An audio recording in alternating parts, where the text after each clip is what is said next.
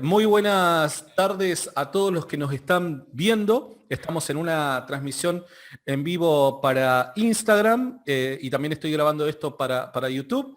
En esta oportunidad tengo el placer, el privilegio de poder charlar con alguien que venía siguiéndome. Si yo no lo malinterpreto, luego él me corregirá. En YouTube, él no es cristiano, él es judío. Él está estudiando, se está formando académicamente, si yo no me equivoco, en Israel, y tenía ganas de poder interactuar conmigo con respecto al tema de la resurrección de Jesús. Pero para no decir algo incorrecto, me gustaría que, Joseph, vos pudieses presentarte. Lo único que te voy a pedir, Joseph, es que me mires la cámara de Zoom, porque en Zoom es Ok, donde estamos grabando. Dale, ahí estamos. ok, miro más la de Zoom que la de Instagram, ok. Em, Hola a todos, mucho gusto. ¿Me escucho bien en los dos lugares? En los dos lugares te estás escuchando bien, Joseph. Ok, ok. Como me introdujo Santiago, estoy estudiando en Israel, en un lugar que se llama Yeshiva, que es el lugar donde se estudia el Talmud y la Torá. El Talmud es la tradición oral de la tradición judía. Y la Torá es lo que los cristianos conocen como el Antiguo Testamento, solo que lo estudiamos en hebreo. Y he seguido bastante a Santiago y me encanta mucho su contenido, es muy, muy bueno. Me parece increíble todo lo que aporta. Las conversaciones, los debates, he escuchado un poco bastante lo que él publica. He tenido varias preguntas, como que sentimientos encontrados en algunos de los argumentos cuando debate sobre específicamente el debate histórico de la resurrección de Jesús. Y pues solo quería como que hacer un par de preguntas y como que ir más a profundidad en el argumento de Santiago. Bueno, ante todo, Joseph, no sé si estoy pronunciando bien tu nombre. Te pido disculpas si no es así. No, no, así es así. Perfecto. Bueno, ante todo, muchas gracias por primero considerar de que en nuestro espacio hacemos algo interesante. Gracias por el respeto con el que siempre te dirigís hacia mí. Muchísimas gracias de corazón y esperemos, yo también estoy acá dispuesto a que de esto salga un buen contenido, ¿no? Que yo tanto pueda aprender de lo que vos tengas para aportar como vos también algo puedas tomar de lo que yo pueda llegar a mencionar, ¿no? Así que bueno, nada. Me gustaría que obviamente, como te decía en privado, yo no conozco muy bien tu postura, vos me propusiste poder tener este intercambio, no tengo ningún problema, de hecho ya hacía mucho tiempo que tenía ganas de poder charlar con alguien de la religión judía, pero al no conocer muy bien tu postura, me gustaría, por favor, que nos introduzcas en tema y puedas hacer una crítica. Cuando digo crítica, obviamente me refiero a un análisis crítico, ¿no? De las posturas que yo suelo defender para defender la fe cristiana, la veracidad del cristianismo. Contanos un poquito, bueno, cuál es tu postura y tu crítica hacia mis argumentos. Ok, bueno, mi postura, yo crecí y nací como una persona no creyente judía. El judaísmo no es solo una religión, sino también es una etnia. Entonces, uno, aunque nazca, puede ser no creyente y aún así puede ser considerado judío. Yo crecí como, pues, tenía una identidad fuerte judía, seguía las costumbres, las tradiciones, pero no tenía una creencia fuerte en Dios ni en la fe judía. Pero hace 5 años me vino un programa en Israel y empecé a hacerme ciertas preguntas sobre la existencia de Dios y me empezaron a demostrar diferentes argumentos desde diferentes puntos de vista y nunca encontré una prueba definitiva, nunca encontré algo que evidencia contundente al 100%, pero sí encontré argumentos bastante razonables que también creo que en eso estamos muy de acuerdo, que no es lo más importante es para llevar una fe, es tener argumentos razonables. Eh, y y siento que más allá de los argumentos razonables, lo que me llegó a convencerme todavía más allá es el beneficio que trae el mantener este tipo de fe en la vida cotidiana que uno tiene. Que muchas veces nos enfocamos mucho en el argumento y nos fallamos un poco como que en demostrar cómo eso me hace bien a mí, mantener mi fe, ya sea cristiana, judía, musulmana, la fe que tengas nunca cuesta a veces un poco enfatizar el sentimiento de por qué yo necesito ser de esta fe. Ahora, en cuanto a tu argumento, si puedo entrar un poco a los argumentos que me convencieron a mí, no sé si eso es lo que quieres que haga o si No, entro no, directamente a la crítica. quizás a lo que me refiero es, bueno, una vez comentaba un poquito acerca de tu trasfondo, que puedas sí ofrecerme una crítica a esto que vos decís, Ok, bueno, de que mis argumentos no te convencen. Me gustaría saber, bueno, cuál es ok, tu crítica al respecto para poder empezar el diálogo. ya. Entonces, hay, hay varias preguntas primero antes de dar mi crítica, solo me gustaría, ¿hay algo que a ti te convencería de dejar la fe o simplemente, como siempre tú me preguntas a la otra persona, ¿hay algo que a ti te convencería en volverte cristiana? Yo te pregunto a ti, ¿hay algo que a ti que te convencería en dejar la fe? A ver, es una excelente pregunta, porque de hecho la hago muchas veces. No, mentira, una broma. A ver, creo que el cristianismo principalmente se sostiene, mi fe como cristiano, perdón, principalmente se sostiene por una experiencia interna personal que uno dice tener y que está convencido en que es algo real que ha vivido. ¿Está bien? Entonces, Ya, dado ese punto inicial, sería muy, pero muy difícil, lo confieso, que llegue a dejar de ser cristiano por alguna otra razón. Ahora, lo que sí te puedo ok, asegurar es que me plantearía un gran problema a mi cosmovisión y haría que yo meditase acerca de la veracidad de mis creencias si es que se encuentra evidencia contundente de que Jesús no ha resucitado de los muertos. Si Jesús no ha resucitado de los ok, muertos, y cuando me refiero a evidencia, no me estoy refiriendo simplemente a poner en duda dicho hecho, sino a que la evidencia sea capaz de formular un sólido argumento que nos permita abrazar una hipótesis alternativa al caso de la resurrección. Eso te confieso que haría tambalear mi fe, sinceramente. ya. Para empezar, no estoy seguro si es posible demostrar que la resurrección no pasó. Yo lo que me cuesta llegar como el salto de fe que tú tienes es el que pueda ser probado de una forma lógica. Y te tomar ciertas preguntas que yo tengo, porque realmente no es un argumento ni una crítica, sino son más preguntas las que yo tengo y es como, ¿cuáles son las fuentes exactamente que dicen? ¿Cuál es el testimonio directo de personas? ¿Cuándo fue esta evidencia histórica escrita? ¿Por quién? ¿Podemos verificar el autor? En qué momentos fue escrito? ¿Qué pasó o fue escrito años después de la resurrección? ¿Tenemos la escritura original? Ese tipo de preguntas son esa creo que sería mi primera línea de preguntas. Entiendo. Bueno, quiero destacar simplemente un detalle que mencionaste así al pasar. Eh, yo vuelvo a repetirte, no estaría pidiendo que se demuestre que Jesús no ha resucitado como tal, sino más bien lo que digo es, si existieran fuentes lo suficientemente sólidas como para construir un caso, históricamente hablando, lo suficientemente sólido, alternativo para defender una hipótesis alternativa a la explicación del surgimiento del cristianismo que hemos defendido los Ujú. cristianos durante 2000 años, que es la resurrección de Jesús, eso haría tambalear mi fe, ¿se entiende? O sea, suponete que Sí, sí, encontrásemos fuentes lo suficientemente buenas para demostrar que, te doy un ejemplo tonto, ¿no? Que se robaron el cuerpo. Y podemos, mediante esas fuentes, ujú, construir un caso lo suficientemente bueno y mejor que el caso que presenta el cristianismo como alternativa, ¿no? Eso sinceramente me sí. presentaría un problema. Eso es lo que yo decía, ¿no?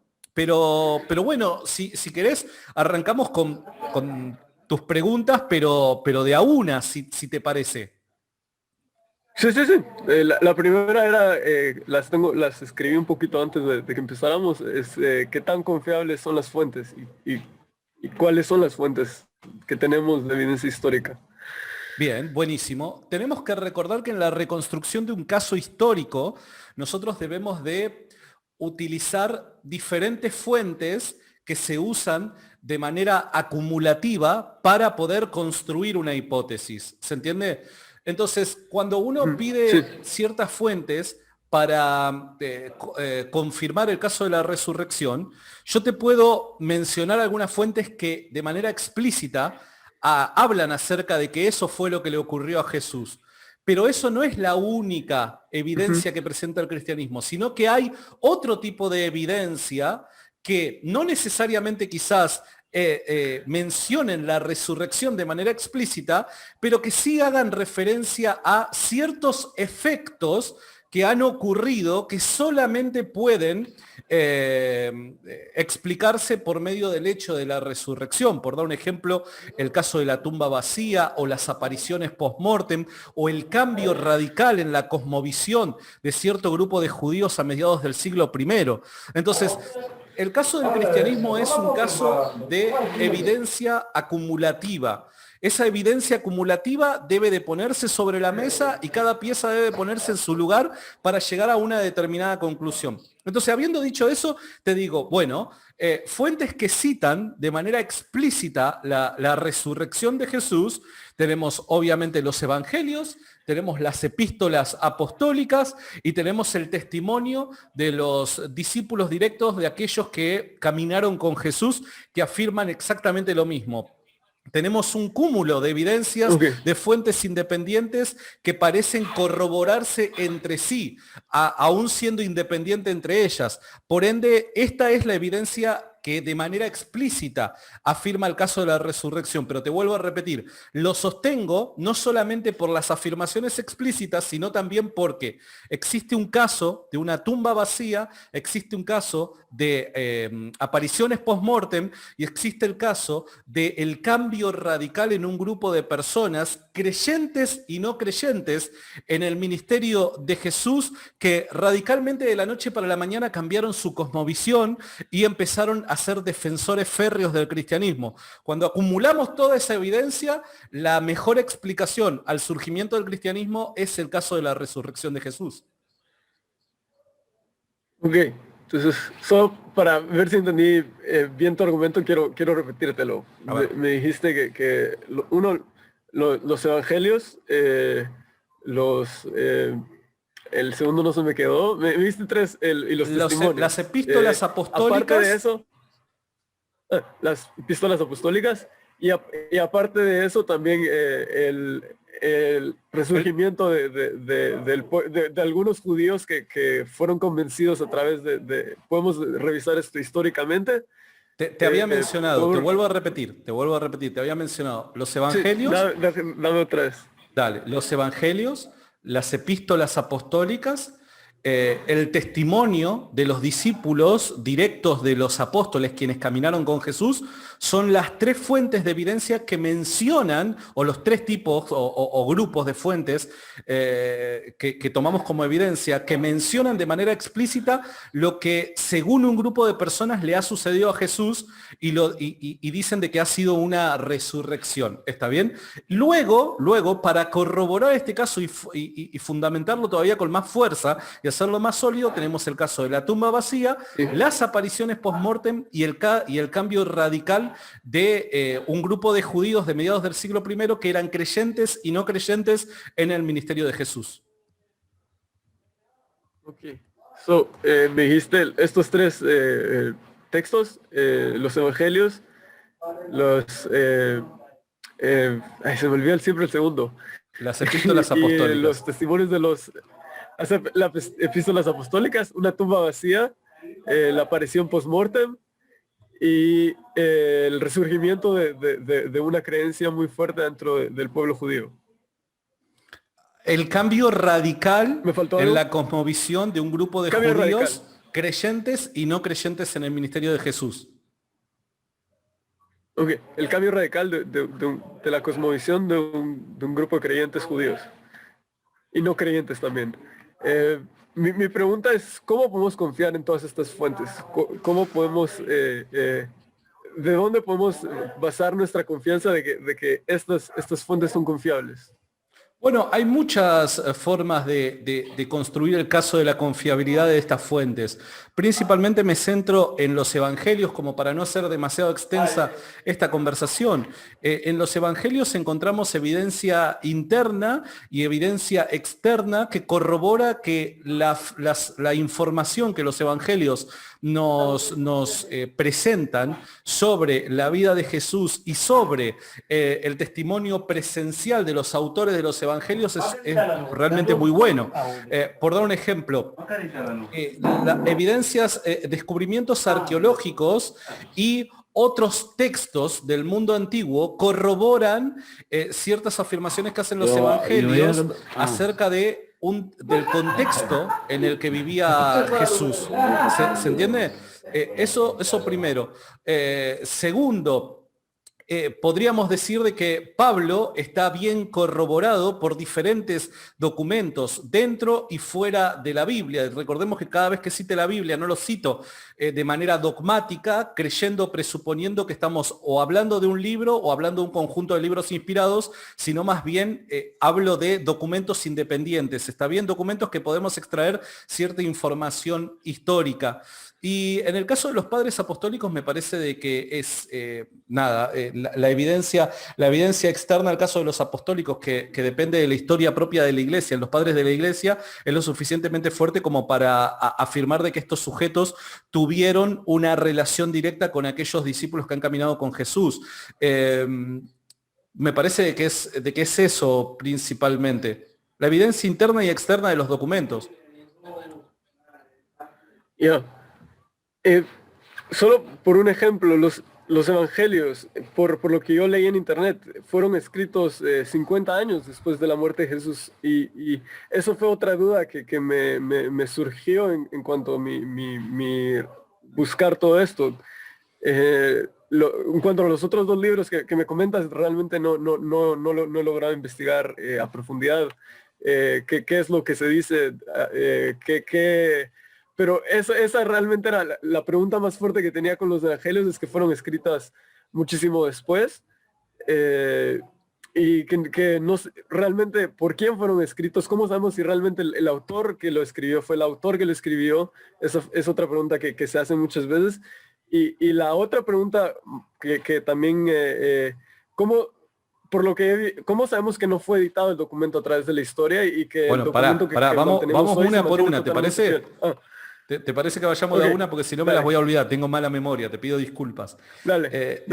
¿Cuál es la primera pregunta?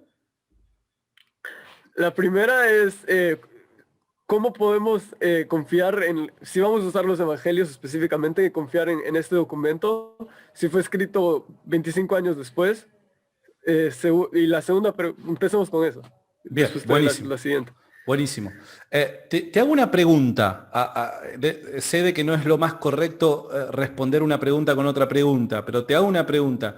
¿Qué tendría de malo, qué tendría de malo históricamente hablando? ¿Qué tendría de malo que estos documentos que hablen de Jesús se hayan escrito 25 años después? Históricamente hablando, ¿qué tiene de malo eso? No tiene algo de malo en sí, no tiene. Lo único, se pierde cierta credibilidad, aunque no pierde la credibilidad total, si hubiera sido escrito en el momento que pasó, como un testimonio directo, la evidencia sería muchísimo más contundente. ¿Vos conocés algún libro del mundo antiguo o alguna fuente histórica del mundo antiguo que se haya escrito de manera inmediata a los hechos que está tratando de describir? No de manera inmediata, pero supondría, no te puedo decir de forma directa, pero supondría que al menos en un lapso de tiempo de menos de un año, sí. Pero no tengo algo para dártelo en el aire. Bueno, está bien, correcto. Está bien, no quiero ponerte en un aprieto, obviamente, no te voy a pedir fuentes ni nada por el estilo, pero lo que quizás te quiero invitar es a, finalizada esta Sí, conversación, que puedas corroborar esto que estás creyendo, porque te aseguro que no existe ya. tal cosa. No existe tal documento que de manera inmediata, en este lapso de tiempo que propones, se haya escrito para describir determinados hechos en la historia. De hecho, es llamativo que Ya. ante los diferentes documentos del mundo antiguo que registran hechos históricos, el Nuevo Testamento y particularmente los Evangelios son en la historia los documentos que se han escrito más cercanos a los hechos. ¿Está bien? Entonces, resulta llamativo este tipo de exigencia, dado que en otros documentos no cristianos, este tipo de exigencia no se pide para confiar en la veracidad de lo que describe dicho documento. Bueno, creo que solo para darle el punto es por la contundencia de lo que significaría tomar esto como verdad. Normalmente si George Washington existió o no existió, realmente en mi vida personal o en los hechos, al final no cambia tanto de que me voy a poner a Entiendo. desconstruir el argumento de realmente que existe o que no Pero, existe, pero cuando me pongo a dar algo que me cambia totalmente mi vida cotidiana, y estoy de acuerdo contigo, puede que haya sido una injusticia, porque yo ahí sí, punto a favor tuyo, no había investigado antes que esta exigencia no se daba en otros lados en la historia y no no, lo retrato esa entiendo. pregunta en cierta forma. Quédate tranquilo, lo entiendo, por eso te digo, estaría bueno que después de finalizar la charla lo verifiques a eso Lo para voy a que hacer, tampoco, o sea, te quedes con lo que te estoy diciendo. Si no, verificalo y vas a ver de que esto no, lo voy a ocurre. hacer. Y además, fíjate qué interesante que es esto, porque más allá de que estás en todo tu derecho, porque así lo estás, como vos bien decís, o sea, la diferencia de la historia de Jesús con la historia de muchos otros personajes históricos es que influye en mí. Si dicho hecho como la resurrección realmente ocurrió de una u otra manera, a mí me alcanza y tengo que tomar una decisión con respecto a tal hecho. Pero Exacto. más allá de que estás en todo tu derecho, vos, de exigir un tipo de evidencia para convencerte vos mismo, para tomar una determinada decisión, más allá de eso, cuando evaluamos el caso histórico propiamente hablando de la resurrección como cualquier otro caso, ese tipo de exigencia se convierte en una arbitrariedad. O sea, ningún historiador diría, bueno, me resulta a mí particularmente que este caso o este tipo de evidencia insuficiente dada las consecuencias que producirían en mi vida si es que este hecho es verdad. ¿Se entiende? El análisis histórico debe ser objetivo y tenemos que tratar de despegar el corazón de dicho No, de análisis. acuerdo. Por ende, la evaluación o la De crítica acuerdo contigo. histórica debe ser igual tanto para cualquier otra historia del mundo antiguo como para el caso del cristianismo. ¿Se entiende? Entonces, pese a De que acuerdo estás en contigo. todo tu derecho 100%. de decir, mira, personalmente para mí es poco, bien, eso es un tema tuyo, pero históricamente hablando, parece No, cumplir con las exigencias. ok, no, estoy de acuerdo contigo, sí. Obviamente después del live voy a meterme a investigar y verificar que lo que hablamos es 100% cierto, pero confío en ti porque no tengo razón para, Bueno, para no gracias. confiar. Eh, sí, creo que falta un poco eso en el mundo a veces, que la gente tiene ciertas confianzas en lo que tal vez a veces es un poco sano, pero bueno. Ahora, la siguiente pregunta es, ¿cómo sabemos que los evangelios son escritos por las personas por las que son atribuidas? Bueno, a Esa ver, es la... eh, hay evidencias internas en algunos de los evangelios, no diría, aunque pese a que hay personas que dicen que sí en todos, yo en lo personal digo no, en todos no, pero hay ciertos rastros de evidencia interna en el propio documento, en algunos evangelios, y esta evidencia parece ser corroborada por la tradición inmediata a la vida de los apóstoles. Te doy un ejemplo. Con respecto a la autoría de Marcos, podemos decir que tanto Irineo, Tertuliano, Justino Mártir, Papías, el fragmento de Muratori, hablan acerca de que el Evangelio de Marcos fue escrito por este discípulo de Pedro, que también anduvo con Pablo, y es una tradición extremadamente antigua. Estamos hablando de una tradición que viene probablemente o de finales del siglo I o de principios del siglo II.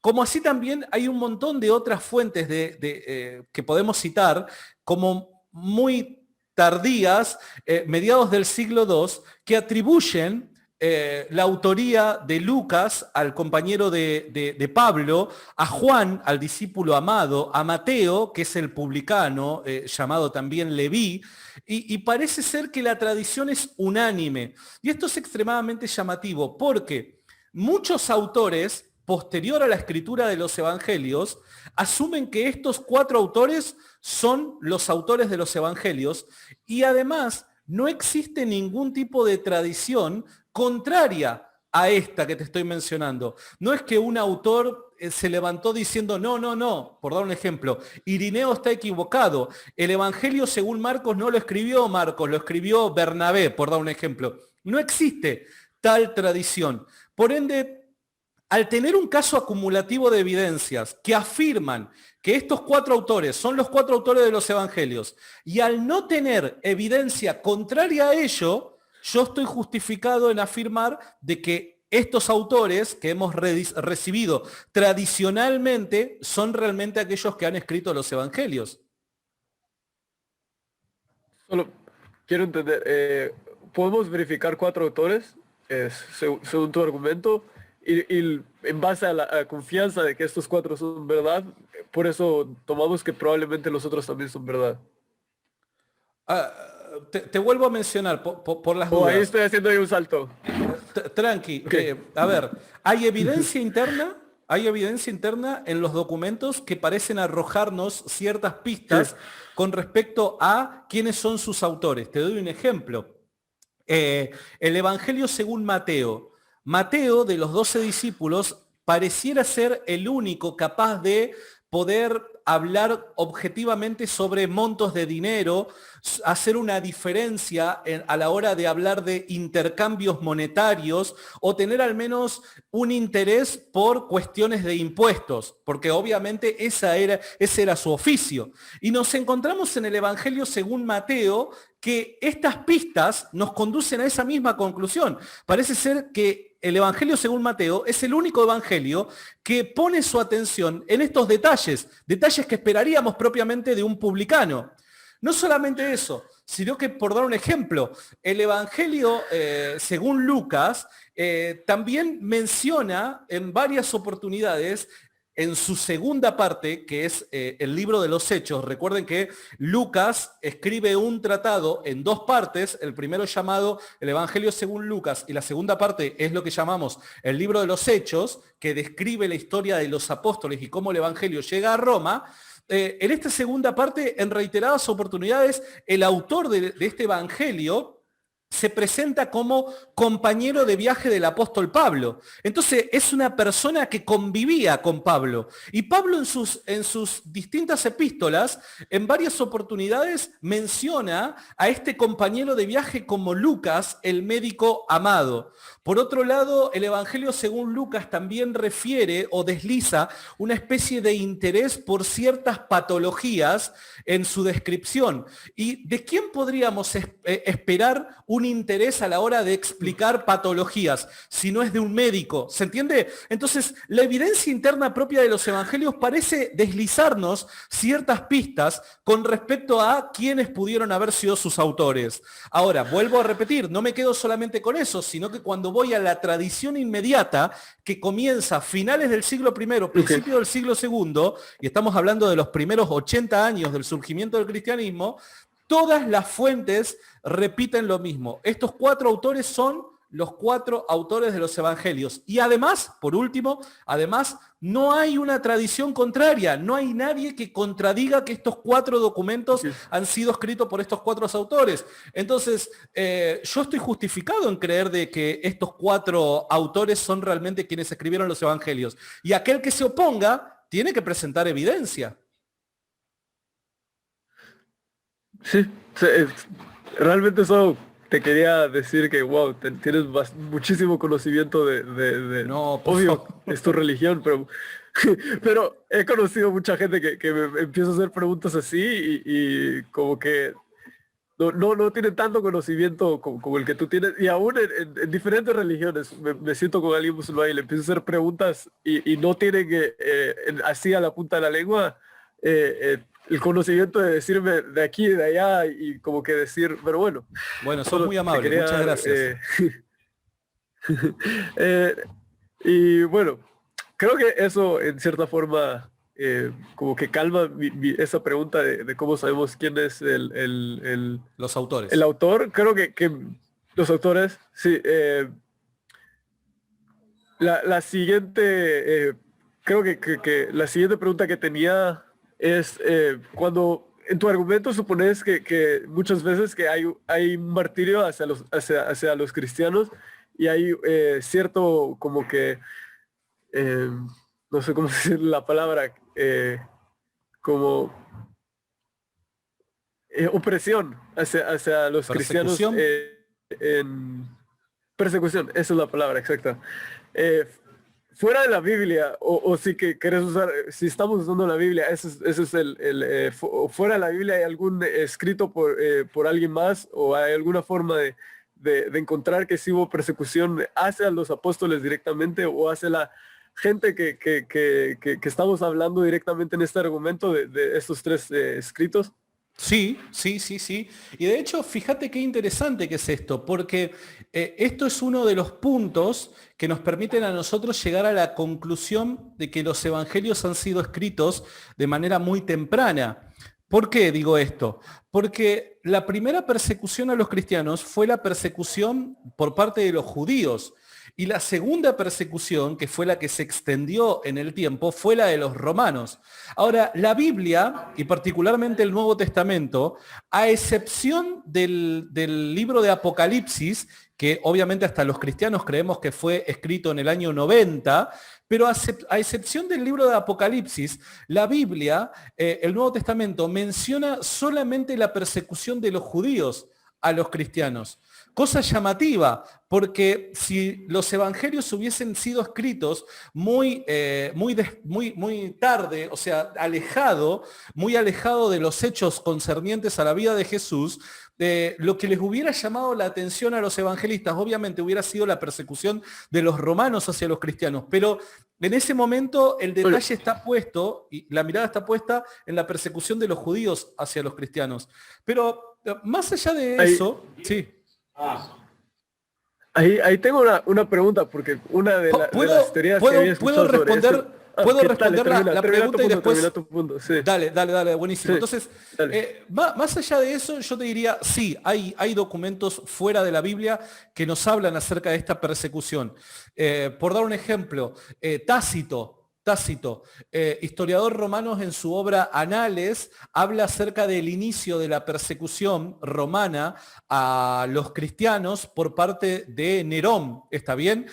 Tácito es contundente y es más, lo llamativo del testimonio de Tácito es que Tácito no tenía ningún tipo de afinidad con el cristianismo. Por ende, él en sus escritos no buscaba quedar bien con los cristianos o hacer quedar bien al cristianismo. Y mismo así Tácito afirma que hubo una persecución por parte de Roma hacia los cristianos. No solamente eso, sino que además diferentes escritos primitivos cristianos hacen mención a esto. Vuelvo a repetir, los padres apostólicos mencionan en reiteradas oportunidades que tanto Pedro como Pablo sufrieron la persecución en Roma. Y eso sin mencionar los propios escritos de ¿Puedes repetir Pablo. quién fue ¿Puedes repetirme quién fue esto que acabas de decir, el de Pedro y Pablo? Los padres apostólicos, particularmente Policarpo y, si yo no me equivoco, Clemente también. Ok, Clemente, ya estamos pues, hablando de finales del siglo I. Clemente estamos hablando de finales del siglo I. Y Policarpo principios del siglo II. Y ellos claramente mencionan la persecución que sufrieron y el martirio de Pedro y de Pablo. No lo describen, no describen cómo sucedió, pero sí dicen que sucedió. Y no solamente eso, sino que además tenemos la evidencia propia de los escritos de Pablo. Pablo describe las persecuciones que él sufre en la epístola llamada Segunda de Corintios. Si yo no me equivoco, es en el capítulo 12, y pido perdón si me estoy equivocando, 12 o 14, no recuerdo bien, sinceramente, en donde Pablo describe las persecuciones y los sufrimientos que él tuvo que soportar por el simple hecho de predicar este mensaje, que Jesús era el Mesías y que Jesús había resucitado de los muertos. Entonces sí, hay varias líneas de evidencia pero, que nos permiten llegar a esta conclusión. yo creo que evidencia de que los cristianos recibieron opresión a través de los romanos es totalmente evidente a través de la historia. Yo estaba preguntando específicamente de los apóstoles y me mencionaste estas dos personas. Mi pregunta de regreso es si estas personas eran cristianas y no tenían algún tipo de sesgo o algún tipo de como que querer que eso fuera la narrativa que se preservara. Igual, si me dices un escrito de Pablo y de Pedro, ellos también quieren que la narrativa, para promover su creencia, es lo que ellos van a querer hacer. Entiendo. Bueno, pero eso yo te lo concedería en cierta manera cuando estamos hablando de un mensaje que incluye un contenido teológico. Cuando el mensaje incluye el contenido teológico, puede ser que el mensaje sufra ciertas variaciones dada la intención de quien está describiendo dicha historia por causa de transmitir el contenido teológico, ¿se entiende? Tiene la intención de transmitir un contenido teológico. Pero cuando hablamos de las persecuciones a los cristianos, y cuando hablamos principalmente del caso de Pablo, describiendo sus sufrimientos, y leemos el contexto, Pablo parece no encontrarse sesgado en ese sentido, sino más bien Pablo está queriendo describir hechos que realmente han ocurrido en el pasado. No solamente eso, cuidado, porque también estos hechos que Pablo describe en 2 de Corintios los vemos corroborados en el libro de Hechos de los Apóstoles. ¿Está bien? Y no solamente eso, sino que en el caso de los padres apostólicos, vemos que son claras la referencia histórica que se menciona con respecto a este sufrimiento que padecían los apóstoles. Ahora, es cierto que el sesgo puede llegar a, ¿cómo decirlo?, tergiversar el mensaje. No lo dudo, pero si el nivel de escepticismo es tan alto como el que vos me estás presentando ahora, y ese nivel de escepticismo nosotros lo utilizaríamos como método de crítica para evaluar cada circunstancia ocurrida en el pasado, no podríamos saber absolutamente nada del pasado, dado que cada persona que escribe el pasado, cada persona que detalla hechos en la historia, también está sesgada por una determinada ideología. Ahora la pregunta es, ¿deberíamos de rechazar No, absolutamente todos los hechos descritos por diferentes autores del pasado simplemente porque esas personas podían estar sesgadas por abrazar una determinada ideología? ¿O creemos que en el presente contamos con las suficientes herramientas críticas como para poder separar el sesgo de los hechos que realmente han ocurrido en el pasado? Yo soy más de esta segunda opción. Pese a que asumo que hay un sesgo, hoy por hoy creo que tenemos las herramientas suficientes como para poder separar el sesgo de la historia y poder hallar lo que realmente ha ocurrido en el pasado.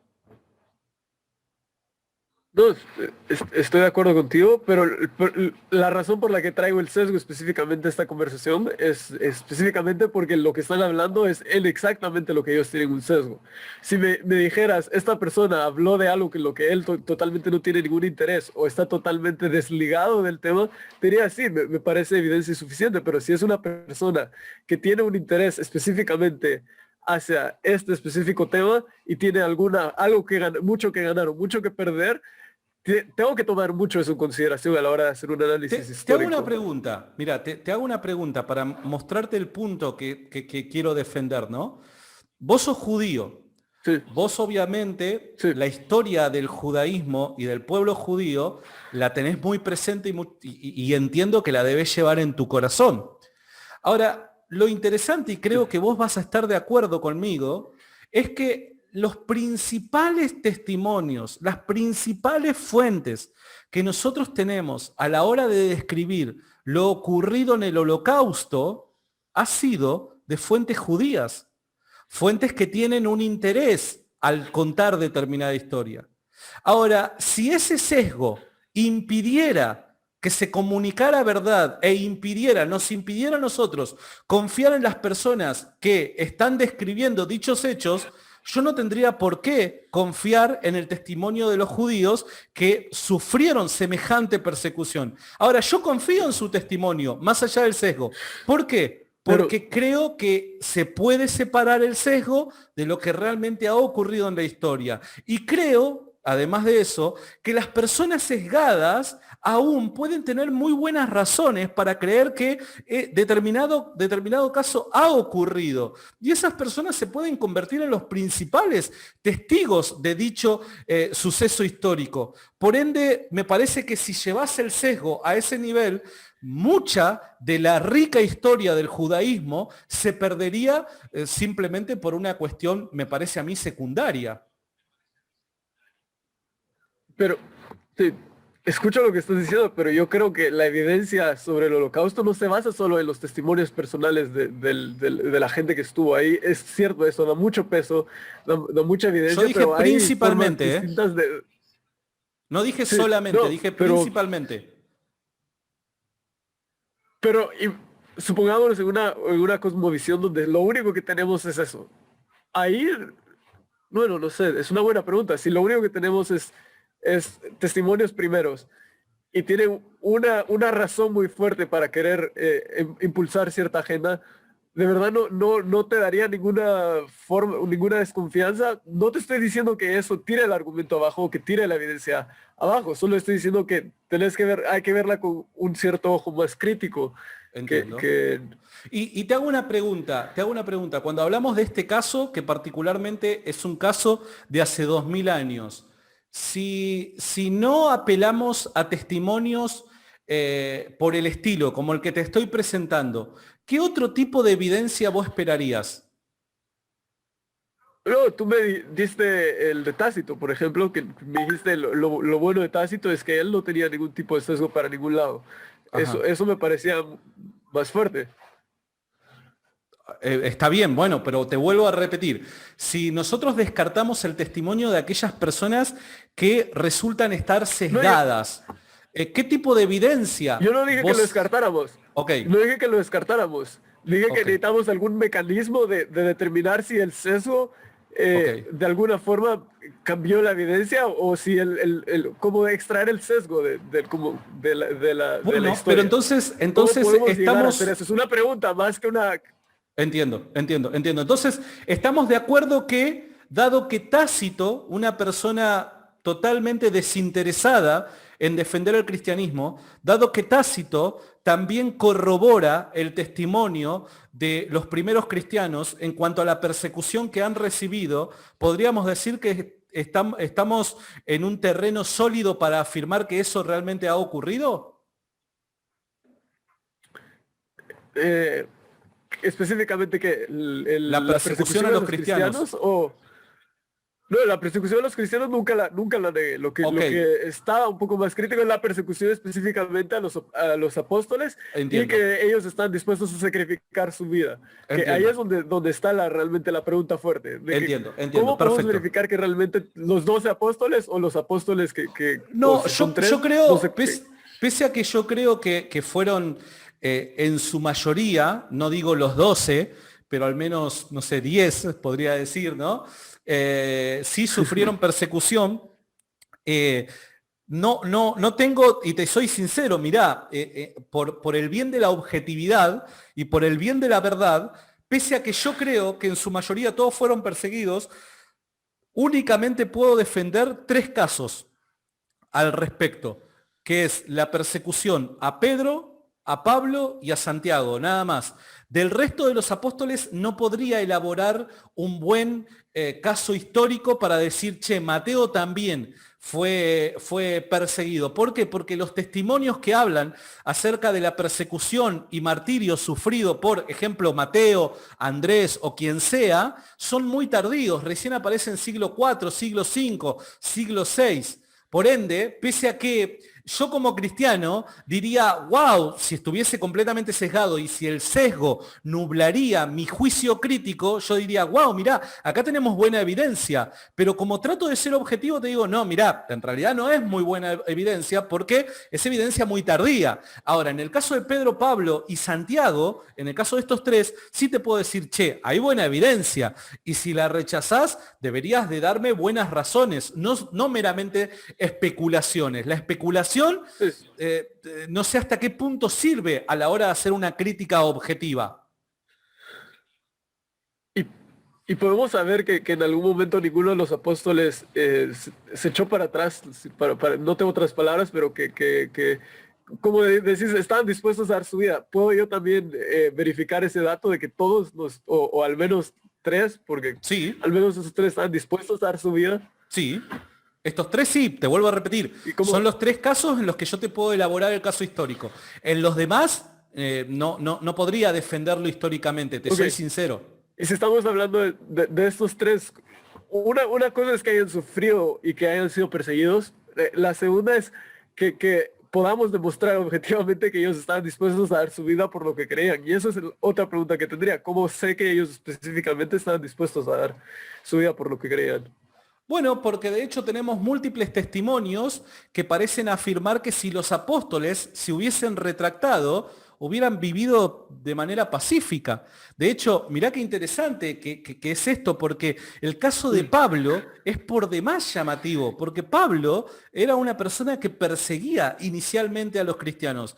No solamente los perseguía, sino que Pablo al parecer había ganado cierto estatus dentro del gobierno judío para aquel entonces. Conocía a las altas esferas judías, tenía cierto trato y cercanía con ellos. Parece que Pablo había construido un buen currículum en su pasado y aspiraba a tener una buena carrera. Y mismo así, Pablo parece darse vuelta de la noche para la mañana y empieza a ser un promotor de aquello que los judíos obviamente no estaban de acuerdo. Y con esto solamente Pablo perdió todo lo que había construido quizás durante años. Ahora, no solamente eso, si Pablo se retractaba de lo que decía, los judíos y luego obviamente los romanos no lo iban a perseguir más, porque no tenía razón de ser dicha persecución.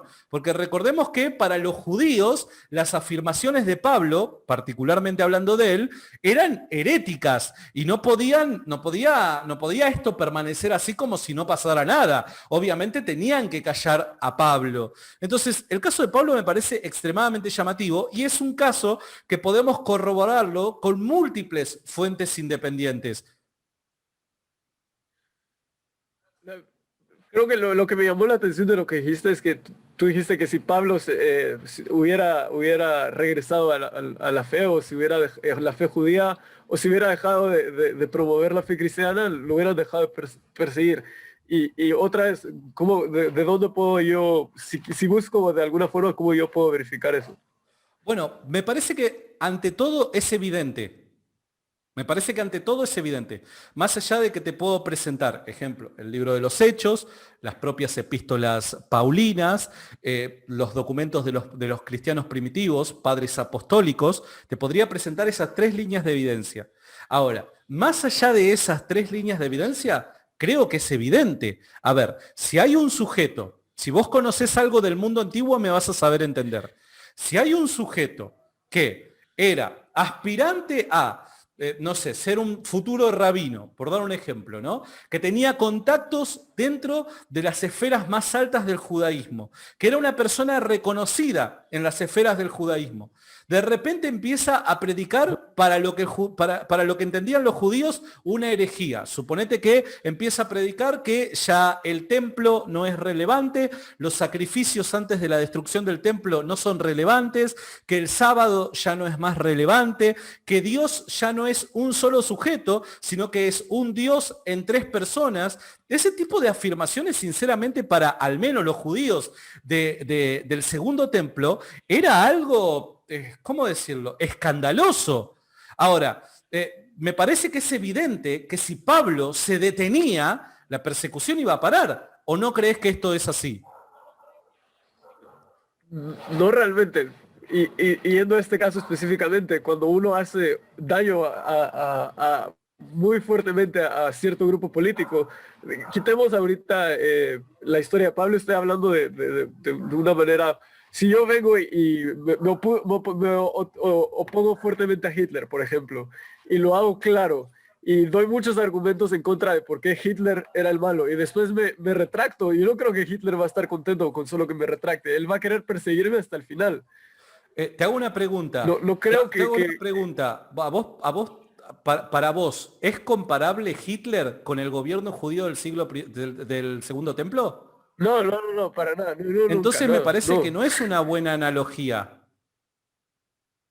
No, primero, no solo está el templo, también está el imperio romano, porque la persecución, por lo que hemos hablado, viene más del imperio romano que del pueblo judío. O eso es un argumento que estás trayendo ahorita al frente, porque estamos hablando más del imperio romano, ¿no? No. Yo te dije que la persecución que la Biblia nombra, al menos el Nuevo Testamento, exceptuando el libro de Apocalipsis, era una persecución de los judíos a los cristianos. ¿Te acordás que te lo mencioné eso? Ok. No, sí, pero cuando estábamos hablando del argumento histórico, me trajiste la persecución romana hacia los cristianos, por eso tal vez confundí las dos cosas Claro, no, juntas. comienza, te vuelvo a repetir, comienza una persecución judía y luego con Nerón comienza una persecución romana. Pablo y Pedro particularmente sufren ambas persecuciones, tanto la judía como la romana. Y la romana es la que terminando la vida con estos dos apóstoles, de estos dos apóstoles, perdón. Ya, eh, lo que, perdón, lo que las, Ahora, ¿te puedo hacer yo una pregunta? dale. Si vos encontrases suficiente evidencia de que el cristianismo es verdad, ¿te harías cristiano? Probablemente, pero sí, probablemente. ¿Sí? Porque cualquier persona que tenga cabeza, cuando uno encuentra evidencia de algo suficiente, eso lo haría no solo para aclarecer, lo haría con el Islam, lo haría Bien. con el ateísmo, lo haría con cualquier tipo de religión. No Y, es y- y- específicamente, me haría cristiano, sino no. yo Irías creo que por la verdad, Maimónides, el irías filósofo detrás de la judío, verdad. decía, sí, Maimónides, el filósofo judío decía, sigue la verdad, no importa de quién venga. Y creo que estoy muy del lado de Perfecto, ese argumento. perfecto.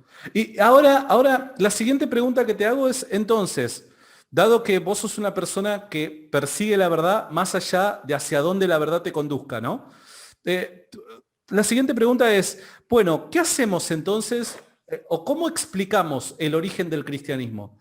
¿Cuál es la explicación que vos desde el judaísmo podés proveer para aquello que originó al cristianismo? ¿Cuál fue la causa, el puntapié inicial que dio origen al cristianismo? Y obviamente debe de dicha hipótesis estar respaldada, entiendo, por evidencia, ¿no? No, realmente creo que no es una respuesta que te pueda dar de aquí en un minuto y te pueda decir, esta es mi hipótesis perfecta. Yo creo que por eso estoy hablando contigo, estoy logrando entender bien tu argumento para realmente considerarlo y ver si tiene bases y ver si hay posibles hipótesis alternas y realmente determinar si es un argumento válido.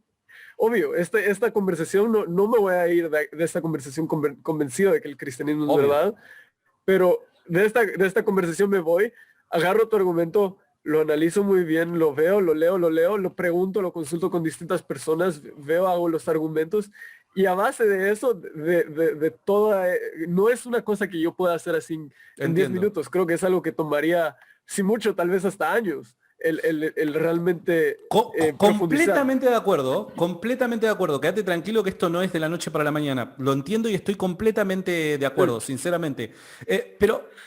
Si me permitís, ahora yo ser al menos unos minutos quien pregunta. Al principio Dale.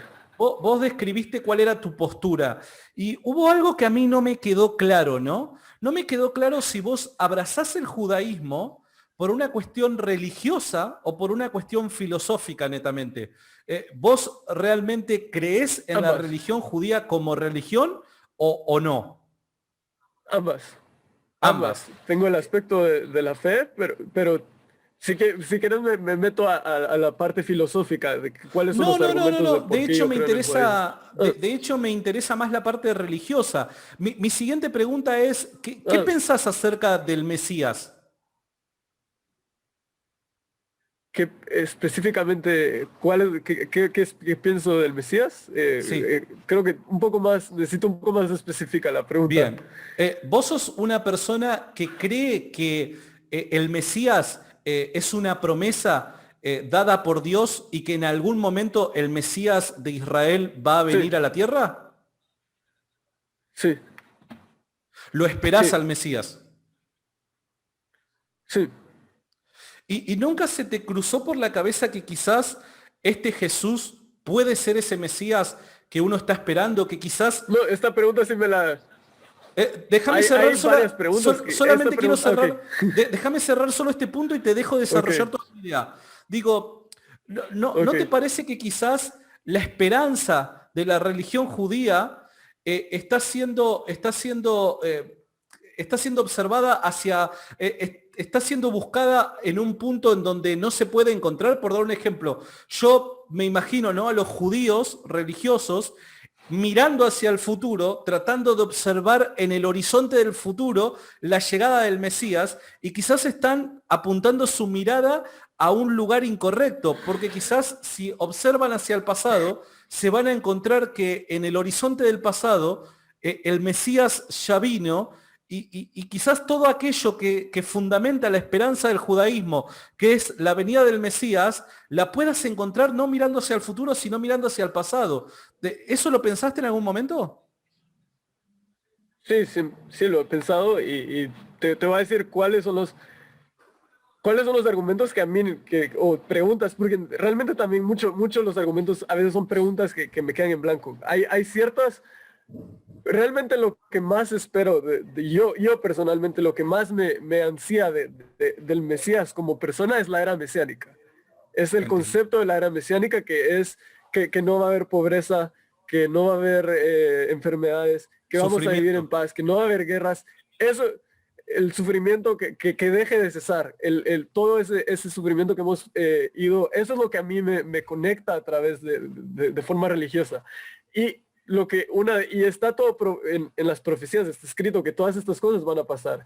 Y una de las cosas que por las que yo no he logrado ser 100% convencido, no he logrado ser convencido de que Jesús es el Mesías, es que todas estas cosas no pasaron cuando él llegó.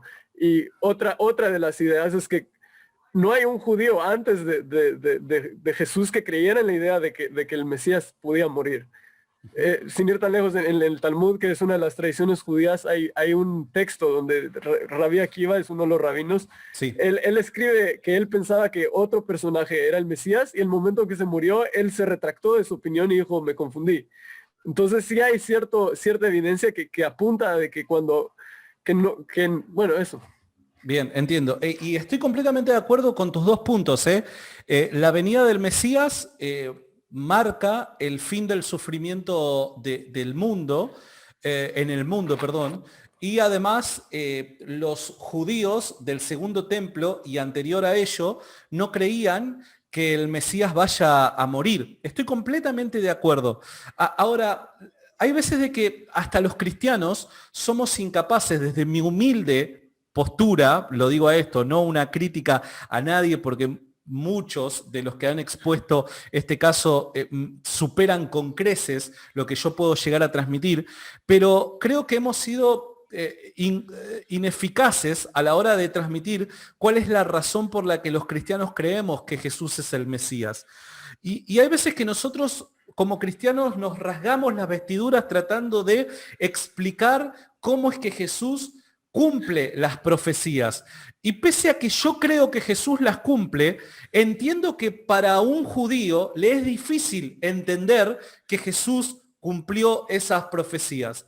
Yo me voy más por otro lado, sinceramente te digo, yo me voy más por otro lado y digo, si tenemos razones históricas para creer que Jesús afirmó ser el Mesías y que en sus afirmaciones dijo que Dios, Yahweh, el Dios de los judíos, y pido perdón si lo he pronunciado mal, el Dios de los judíos, lo levantaría de los muertos al tercer día, y luego esto se cumple, creo que es razón suficiente para creer que sus afirmaciones sobre el mesianismo que él representaba son verdaderas. Imagínate lo siguiente, imagínate que un sujeto diga, yo soy el Mesías, yo soy el tipo... Sí. Dame un segundo, solo dame un segundo que hay alguien que me está preguntando acá. ¿Ma? I have to, I'm doing a debate. Later. Sorry. Yeah, no, quédate tranquilo, no hay problema. No hay problema. Te vuelvo a repetir entonces. ¿Qué me estabas diciendo? Que repetime un poquito desde el principio porque me perdí en el momento. Por favor, digo. Llegaron acá. Imagínate tu reacción si un sujeto de repente se presentara como el Mesías, ¿no? Yo soy el Mesías que el pueblo judío ha estado esperando durante tantos años. Y dice... Ha pasado. Bueno, ha pasado. Pero fíjate qué interesante que es el caso de Jesús. No solo con Jesús. No, lo sé. Pero fíjate que el caso de Jesús es diferente a todos los demás casos. ¿Por qué? Porque Jesús dice, yo soy el Mesías. Nosotros 2000 años después tenemos suficientes razones para creer que Jesús creía ser el Mesías. Él afirmó ser el Mesías. Ahora, no solamente esa fue la afirmación que hizo Jesús sobre su propia persona, sino que además Jesús dijo, Dios, el Dios de los judíos, el único Dios, luego de yo morir, me va a resucitar. Al tercer día me va a resucitar. Y luego de morir, esa predicción que Jesús dio en vida se termina cumpliendo. Se te aparece nuevamente con vida. La pregunta es, ¿dudarías que ese tipo es el Mesías? Luego de hacer semejante predicción, voy a morir y voy a resucitar, y la resurrección va a ser evidencia que el Dios de los judíos me va a levantar con su poder único de los muertos. ¿Dudarías de que semejante hombre fuera el Mesías? Asumiendo que todos tus premisas del argumento son 100% verídicas, no lo dudaría, pero el problema está en los detalles de verificar si todas las presuposiciones son totalmente ciertas. Bueno, yo lo que te animo es a hacer eso. Y no toma, y ahí sí solo, no toma una conversación de 1 hora, toma bastante tiempo el realmente analizar este tipo de cosas. Totalmente. Y de hecho, después si querés en privado podemos seguir el tiempo que sea, charlando, chateando y demás, porque sé que no es algo de la noche para la mañana. Estoy completamente de acuerdo con eso. Pero digo, capaz que te lo tiro así como opción, ¿no? Capaz que hay veces que nosotros como cristianos hemos cometido ese error. Hemos tratado de mostrarle al pueblo judío que la evidencia de que Jesús era el Mesías era en el cumplimiento de ciertas profecías. Y vuelvo a repetir, pese a que yo creo que Jesús ha cumplido las profecías mesiánicas, no creo que sea la mejor opción o el mejor canal para llegar al pueblo judío. Yo creo que el caso de la resurrección es todavía más duro, más sólido. ¿Por qué? Porque te vuelvo a repetir, si tenemos razones históricas para creer que Jesús afirmaba ser el Mesías, estaba convencido de que él era el Mesías y que además él había predicho que el Dios de los judíos, luego de él morir, lo iba a levantar, 3 días después de morir, lo iba a levantar de los muertos, y eso termina ocurriendo. Perdóname, pero yo le empiezo a creer absolutamente todo lo que dijo, porque hay una clara evidencia de un milagro, y los milagros solamente pueden ser llevados a cabo por el único Dios verdadero, el Dios de los judíos. ¿Se entiende? Sí, sí, entiendo tu argumento. Otra vez el punto es de demostrar que creo que el punto de que él creyera que él era el Mesías no es nada, porque como te dije, hay distintos Mesías a través de la historia. Hay uno que se llama Shabbatai Tzvi, que no Si solo fuera eso se hizo solo, estoy de nombrar el acuerdo judío, con sino vos. que sí, pero no solo eso, sino que muchísimos judíos llegaron a creer que él era el Mesías, vale, muchísimos judíos, y al final se dieron cuenta, al final se termina convirtiendo al Islam y no era, al final no era el Mesías. Creo que la parte fuerte de tu argumento es cuando decís que él predice que va a ser resucitar, él Obvio. predice y el punto es realmente probar eso a más allá de duda razonable. Sí, sí, sí, sí, estoy Como que lo completamente de pudieras acuerdo. presentar en una corte, que lo pudieras presentar en una corte y que el veredicto sea, es verdad. Eso es el, el punto que te doy yo. Pero me parece interesante que digas que ya las profecías se cumplieron, porque sí, es más, yo creo que ahorita es cuando, según el judaísmo, empezamos a entrar a la era mesiánica, porque es el que los judíos regresen a la tierra de Israel, el que vuelvan a tomar el reinado en la tierra, el que la tierra vuelva a dar sus frutos. Eso es el principio de la era mesiánica. Si tanto pareciera más que ahorita está empezando a florecer la era mesiánica, más que en cualquier otra parte de la historia. Y por eso a mí también me cuesta un poco creer, porque me decís por qué ansia, porque también hay evidencia que yo puedo ver, simplemente estoy atrás del lugar.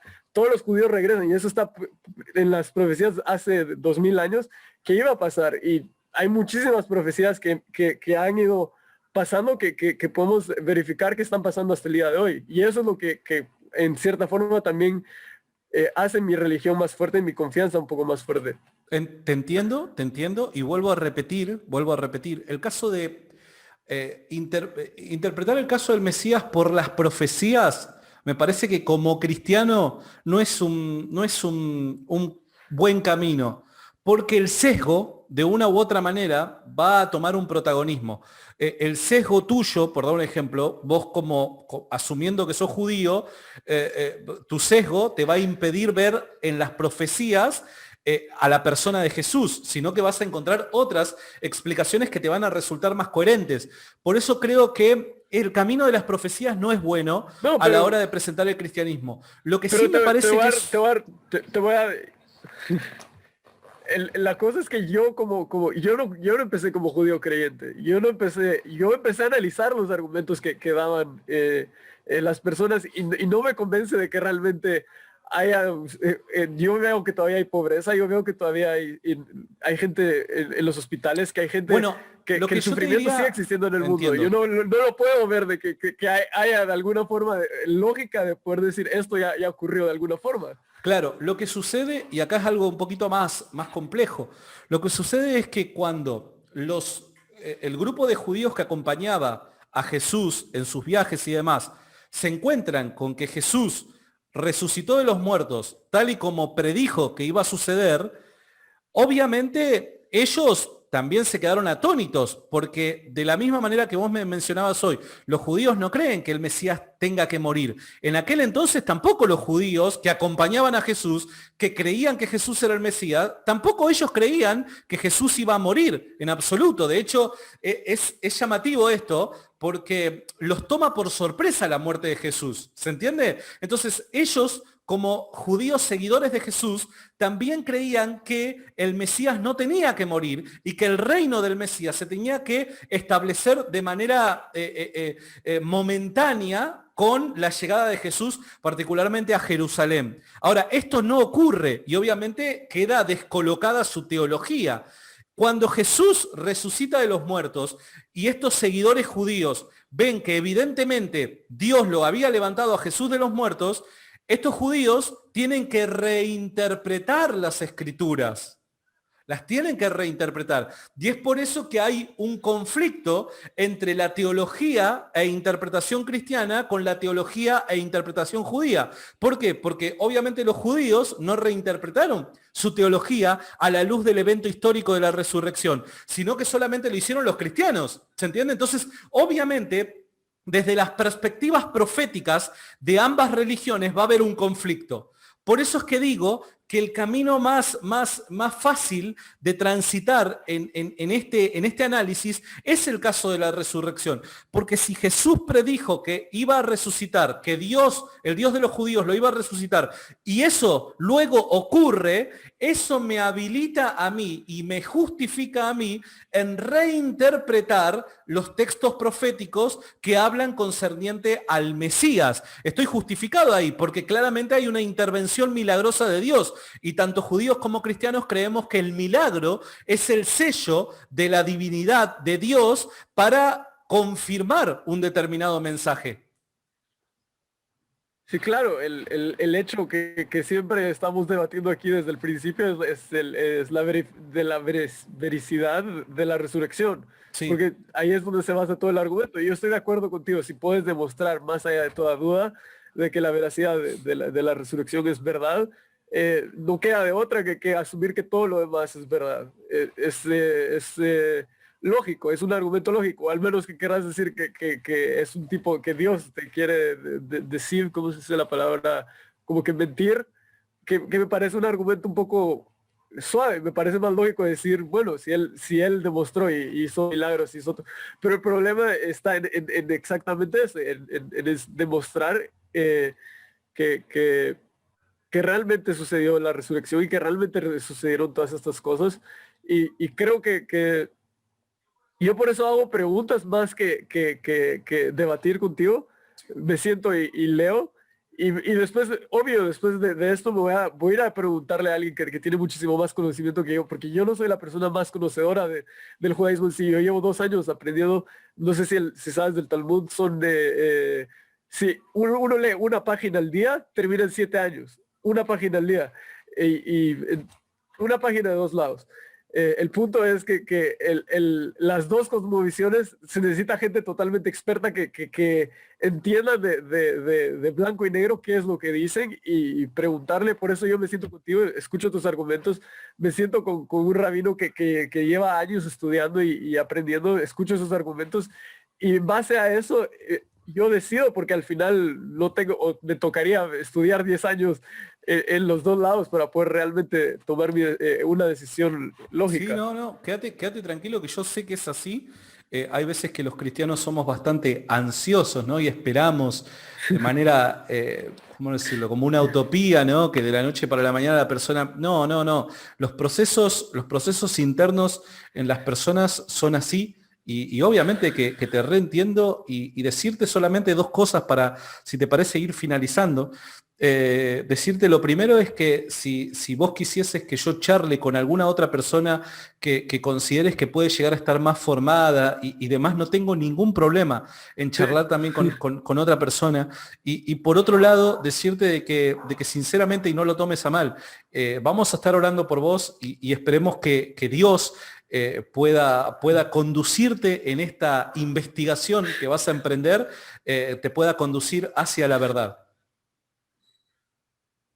Pues no me ofende para nada yo también oro que todos al final lleguemos a la verdad, sea cual sea el Islam, sea el cristianismo, sea el judaísmo, que al final todos, y que al final todos tengamos una vida plena y con sentido.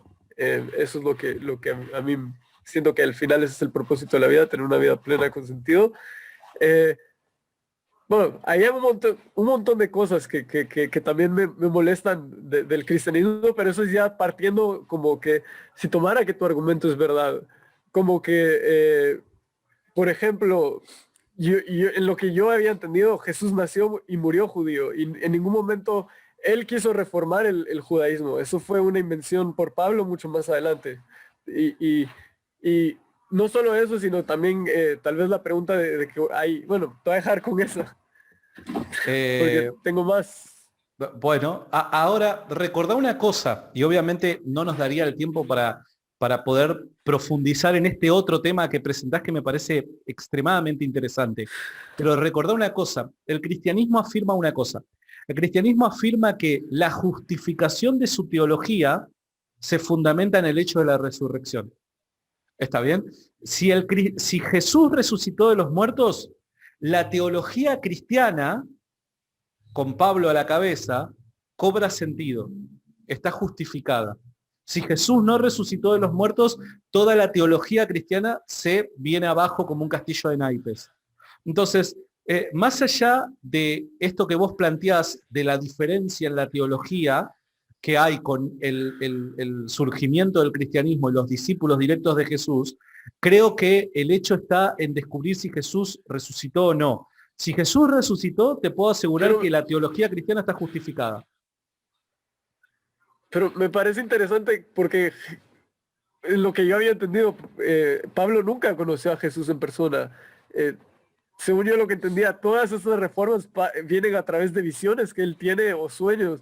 Es como decir, todo lo que Jesús enseñó en vida fue cambiado por alguien que tuvo una visión y no fue dicho por la boca y la palabra de, Ok. de la creencia Bueno, que ustedes tienen. Bueno, primero yo diría dos cosas con respecto a ese punto. Primero lo que diría es que todas las cosas que Jesús dijo en vida no fueron cambiadas por Pablo. De hecho, cuando lees el Nuevo Testamento, particularmente las epístolas paulinas, te vas a dar cuenta que en reiteradas oportunidades, Pablo para afirmar una idea se sostiene citando a Jesús. Pablo cita a Jesús para sostener sus ideas. Entonces, no es que Pablo vino a cambiar las ideas de Jesús, en absoluto, las vino a desarrollar, como los demás apóstoles. Y por otro lado, Pablo no era un llanero solitario que andaba ahí separado de la iglesia naciente en Jerusalén, sino más bien en reiteradas oportunidades vemos que hay una relación estrecha no solamente de amistad, sino también teológicamente hablando, entre Pablo y los apóstoles que caminaron con Jesús. Te puedo citar alguna de ellas. Gálatas, capítulo 1, si yo no me equivoco, versículo 20, Pablo cuenta que va a visitar a Pedro y a los demás apóstoles que caminaron con Jesús. Y la palabra visitar es la palabra griega que utiliza Pablo, historeo. La palabra griega historeo es la palabra que Pablo utiliza en la epístola de los Gálatas para transmitir esta idea, que fue a visitarlos. Y como te darás cuenta por lo evidente que resulta ser, la palabra historeo es igual a la palabra hacer historia.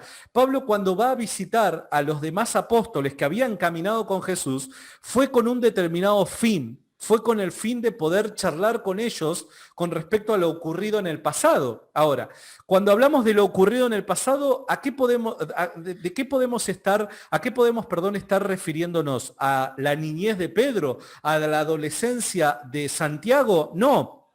A ver, si estás con la oportunidad de caminar, perdón, de charlar con aquellos que caminaron con Jesús, creo que cuando hablamos de charlar sobre el pasado, es evidente que vamos a suponer que la intención de Pablo era de discutir cuestiones que tenían que ver con lo referente al ministerio de Jesús en vida y que estos apóstoles podrían corroborar dado que ellos caminaron con Jesús.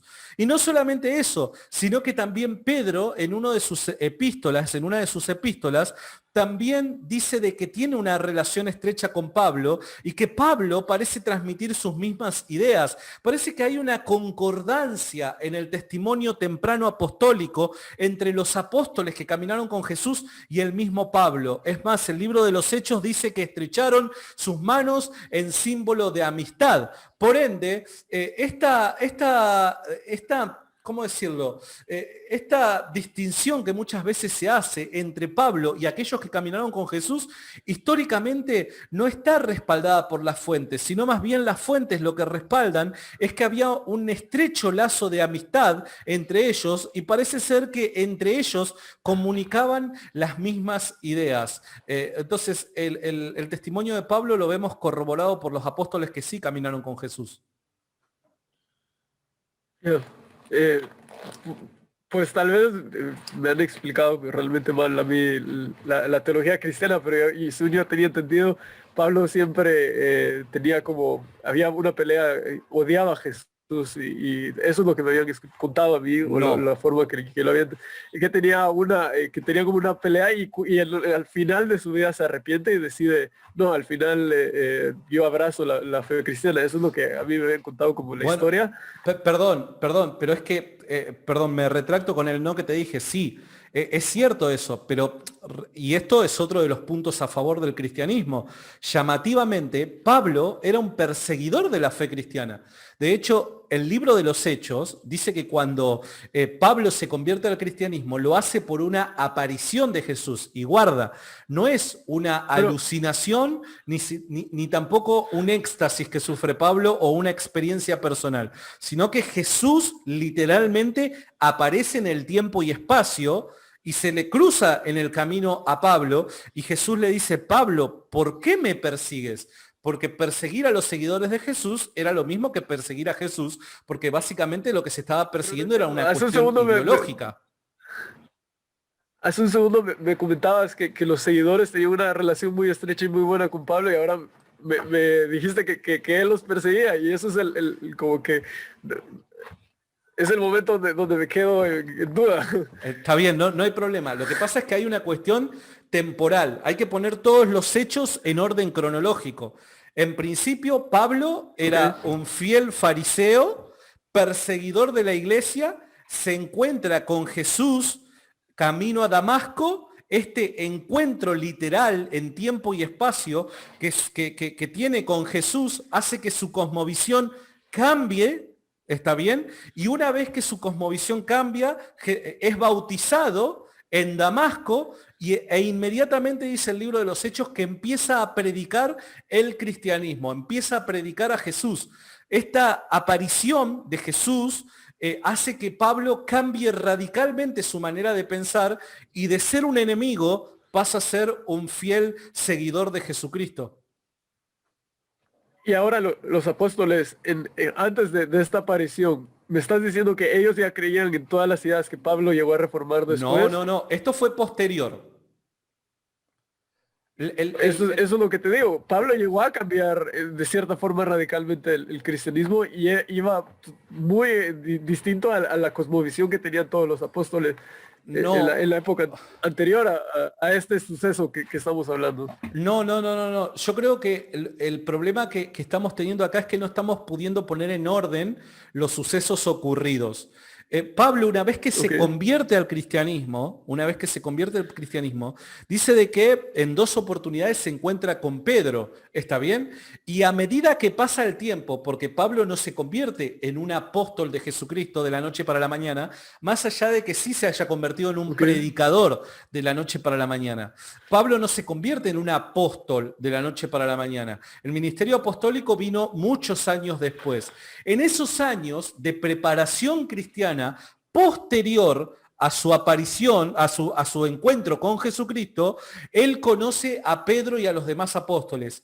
Y en ese proceso de aprendizaje cristiano es que estrecha lazos con estos apóstoles. Pero es posterior a lo que sucede con su aparición, ¿no? A la aparición que él sufre. Ya. Pero creo que tal vez no estoy dando bien mi punto, pero lo que digo yo es, la aparición fue después de la muerte de Jesús, ¿o no? Sí.